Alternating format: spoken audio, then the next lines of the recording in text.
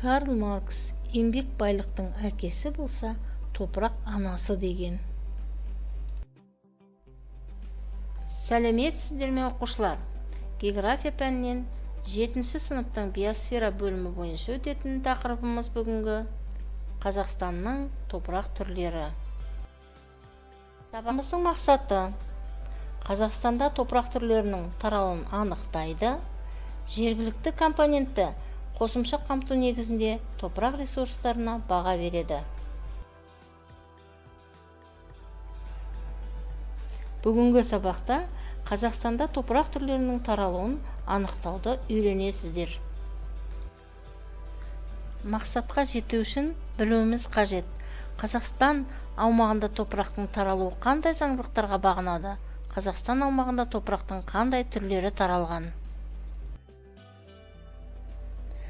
Оқушылар, серпілген сауал әдісімен үй тапсырмасын тексерейік. Топырақтың құрамын қандай денелер қалыптастырады? Қатты бөлігі, сұйық бөлігі, тірі бөлігі және газды бөлігі. Жауабы: топырақтың құрамының қатты бөлігі минералды және органикалық қалдығы, сұйық бөлігі органикалық және минералды қосындылары бар су, тірі бөлігі тірі организмдері, газды бөлігі ауа. Сәлеметсіздер ме, құрметті оқушылар? Мен география сұрағымызды мұғалімі тыңдаңыздар. Айдана Берікбайқызы боламын. Оқушылар, сендерге сұрақ. Топырақ қасиетіне қарай неше топқа бөлінеді?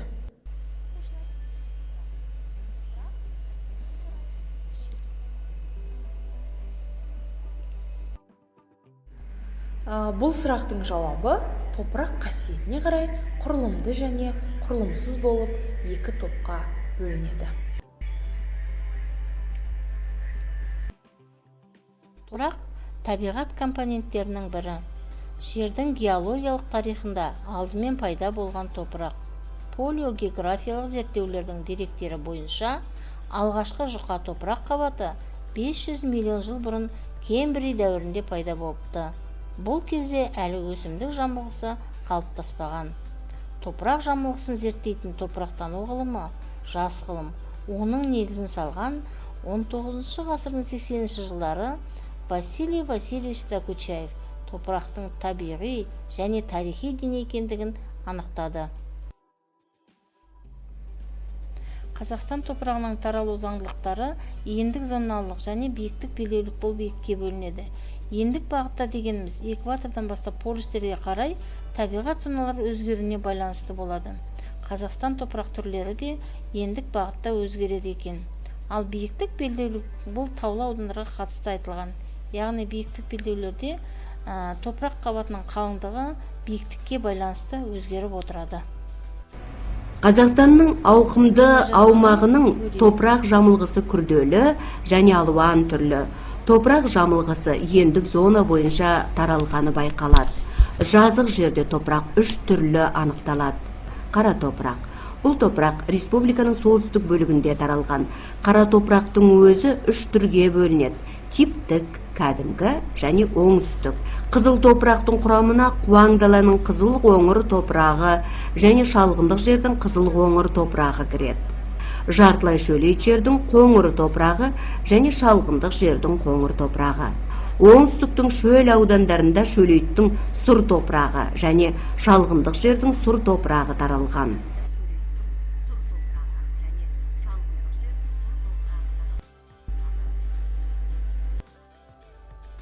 Қазақстанның топырақ жамылғысы күрделі және әртүрлі. Топырақ жамылғысы табиғат жағдайларына қарай зоналар бойынша таралғаны айқын байқалады. Қазақстан аумағының 86%-ын жазықты жерлер алып жатыр. Негізінен 3 топырақ зоналарына бөлінеді. Қара топырақты зона 52 градус солтүстік ендікте солтүстігінде, қара қоңыр топырақты зона 52 градус пен 48 градус солтүстік ендік аралығында, қоңыр топырақты зона бұл 48 градус солтүстік ендік оның оңтүстігінде екен. Қара топырақ Қазақстанның солтүстік және солтүстік шығыс бөлігінде 52 градус солтүстік ендікті қара топырақ алып жатыр. Бұл топырақ түрі Қазақстан аумағының 9,5%-ға жуық аумағында, яғни 25 миллион гектар жерге таралған екен. Василий Васильевич Докучаев қара топырақтың құрамында қара шірінді көп болатындықтан топырақтың патшасы деп атаған. Сондықтан бұл топырақ жамылғысы елдің басты жер байлығы. Ел аумағында қара топырақ 3 қосалқы түрге бөлінеді: кәдімгі, сілтісіз және оңтүстік қабат. Егер қара топырақты қолға алып жайлап билесең, алақанда майлы қара дақ қалады. Бұл құрамында қара шірігі мол, жоғары құнарлығын білдіреді екен. Қара топырақтың барлық 3 қосалқы түрі де құнарлы. Қара шірік мөлшері алғашқы 2 түрінің құрамында 6 және 8%-ға, оңтүстік қара топырағының құрамында 4 және 6%-ға жуық болады. Қара топырақтың 3 түрі түйіртпекті немесе кесек топырақтан тұрады және қоректік заттарға, өсімдіктерге, пайдалы микроорганизмдерге бай. Қара топырақты жерлер жауын-шашынның жылдық жиынтық мөлшері 300-600 мм-ді құрайды.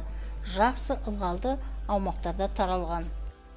Қара топырақты жерлер ауыл шаруашылық мақсатты игеруге, мәдени дақылдар егу үшін пайдаланылады және республиканың негізгі астық өндіретін алқабы болып саналады.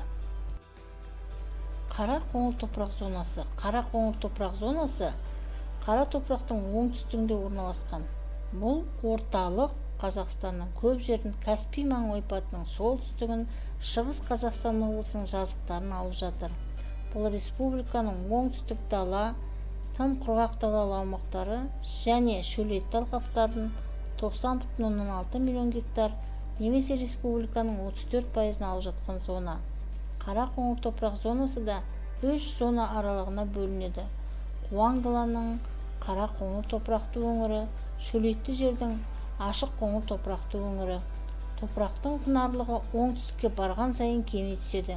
Кәдімгі қызыл қоңыр топырақтың гумусы қара шірік 4,5 немесе 3%-ға дейін, ал шөлейтті ашыл қызыл топырағының гумусы азырақ 2%-ға. Бұл топырақ зонасының солтүстігінде астық өндіру және мал шаруашылығымен көбірек айналысады, өйткені мұнда ылғал өте аз болады. Қара қоңыр топырақты зона. Қара қоңыр топырақты зонаның оңтүстігінде шөлді аймақтың топырақтары алып жатыр. Мұнда негізінен қоңыр және сұр топырақ жамылғысы басым келеді. Топырақтың бұл типі 120 миллион гектар жерді, республиканың 44%-ын алып жатыр. Қазақстанның оңтүстік бөлігін түгел қамтыған. Бұл топырақтың гумусы аз, 2 және 1%-ға дейін. Сондықтан онда негізінен тек мал шаруашылығымен және суармалы егіншілікпен айналысады. Қазақстанның таулы аудандарының топырағы. Тауларда топырақтың түзілуі биіктеген сайын климаттың өзгеруімен, тау жыныстарының мүжілуімен, соның есебімен топырақтың аналық жыныстары ұдайы жаңартырумен байланысты жүреді. Таулы қара топырақ, таулы қоңыр және таулы қызғылт топырақтарды егіншілік шаруашылық үшін іріктеп алады. Биік таулы аймақтың топырағы республиканың оңтүстік шығысын алып жатыр. Аумағы 37 миллион гектар жер, республика жерінің 14%-ын құрайды. Биіктік белдеулердегі топырақ айырмашылығы. Тау жыныстарына тән қасиет, олар тасты, шақпақтасты, әлсіз келеді. Қазақстанның оңтүстік және оңтүстік шығыс таулы облыстарында құрылымы және топырақ белдеулерінің арақатынасы бойынша ерекшеленетін топырақ аймақтары бар. Қазақстанның шығыс аймақтарында Алтай тауы өңірлерінде таулы, қызғылт және таулы қара топырақ белдеуі. Қазақстанның оңтүстік шығыс бөлігіндегі Тянь-Шань, Жоңғар алатауларында сұр топырақ, таулы қоңыр, таулы шалғынды, субальпілік және альпілік топырақ. Топырақты қорғау. Топырақ құнарлығы оның басты қасиеттерінің бірі. Қоршаған ортаға барлық қолайлы жағдай болғанның өзінде қалыңдығы 18 см ғана болатын құнарлы қабаттың түзілуі үшін 1500 жылдан артық мерзім қажет екен. Ал бұл қабат тозып жойылу үшін кей жағдайда бірнеше ондаған жылдар жеткілікті болады. Оған ең алдымен топырақ эрозиясы ықпал етеді, яғни жел және су эрозиясы. Топырақ эрозиясы, латынша эрозио, желіну, топырақтың жоғарғы құнарлы қабатының ағын су немесе желдің әсерінен бұзылуы және көшілу үрдісі. Нәтижесінде топырақтың құнарлығы азаяды. Топырақ эрозиясы жел күшінің ұшыруы немесе су ағынының шаюы нәтижесінде болады. Топырақ эрозиясының екі түрі бар: жел эрозиясы және су эрозиясы. Қазақстан ұлттық ғылыми академиясының топырақтану институтының зерттеулері нәтижесінде республикада эрозияға бейім жер 70 миллион гектардан астам, немесе республика аумағының 26%. Оның 52 миллион гектары жел эрозиясына бейім, 17 миллионнан астамы су эрозиясына бейім. Жел эрозиясының басым болуы біріншіден Қазақстан жерінің көп бөлігінің жазық және ашық болуы, екіншіден күшті желдің соғуы, үшіншіден топырақ құрылымы бос немесе механикалық құрамы жеңіл, құмды, құмдауытты топырақтың молығы. Сондықтан жерді игеру өте жауаптылықты қажет етеді. Бірінші тапсырма секвен әдісі, яғни ойларыңды жинақтап, қысқа, кең сөйлемдермен жеткізу. Тақырып бір сөзбен беріледі: зат есім. Екі сөзбен сипаттаймыз: қандай, сан есім, қанша, неше, етістік, не істейді, қайтеді. Төрт сөзден тұратын бір сөйлем арқылы ойымызды жинақтаймыз. Зат есім кім, не, топырақ. Сын есім қандай, қара, қоңыр, қоңыр, сұр. Сан есім қанша, неше. Елімізде 3 топырақ зонасы бар. Етістік не істейді, қайтеді. Топырақ, су және жел эрозиясына ұшырайды, немесе адамдар топырақ эрозиясына қарсы күрес шараларын қолданады. Екінші тапсырма қараңдар, жазыңдар, салыстырыңдар әдісі бойынша топырақтың түрі, құрамындағы қарашірік пайызы, таралу аймағын жазамыз. Бағалау критерийі: Қазақстанда кездесетін топырақ түрлерінің тарауын анықтайды. Дескриптор: Қазақстанның топырақ түрлеріне сипаттама береді, құрамын анықтайды, топырақтың түрлерінің таралуын көрсетеді.